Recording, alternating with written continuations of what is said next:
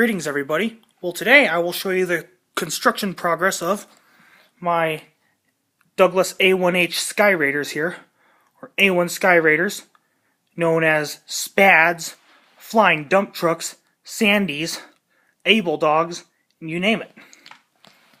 Well, as you can see here, the gray one here is the US Naval version, as seen right here.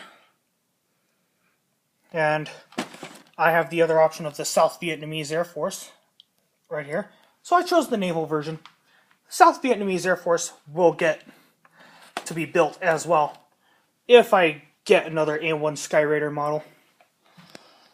Well, now the Air Force version here, the camouflage one, I only have this variant here, the TT058. It has Tango Tango 058, and on the tail it says Air Force 42058. Now, well, I will show you what we have here.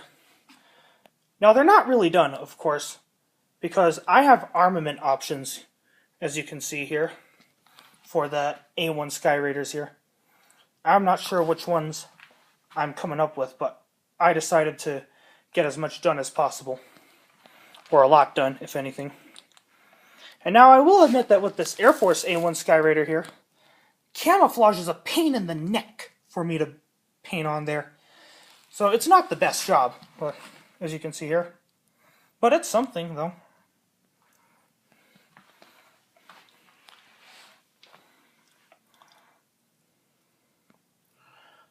Well, in case you did not know, the A1 Sky Raider here was used for many purposes in the Korean War and the Vietnam War.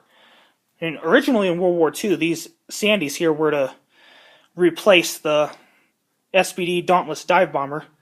And then from there, when the Korean War came in, these airplanes came just in time, for ground support and rescuing downed airmen, along with the Vietnam War, where they rescued downed airmen and, of course, provided ground support for other soldiers. And not to mention that these flying dump trucks here, Sandies or Able Dogs, whatever you want to call them, or even Spads, would fly cover for the Jolly Green Giant helicopters.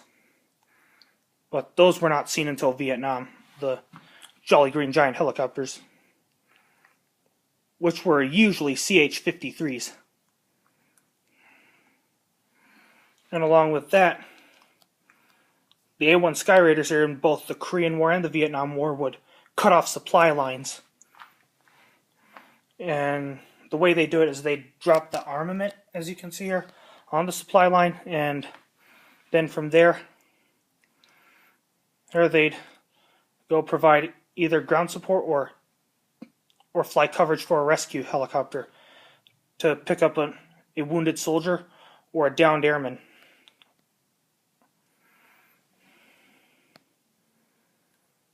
Well, that's all I have for now. I will see you all around.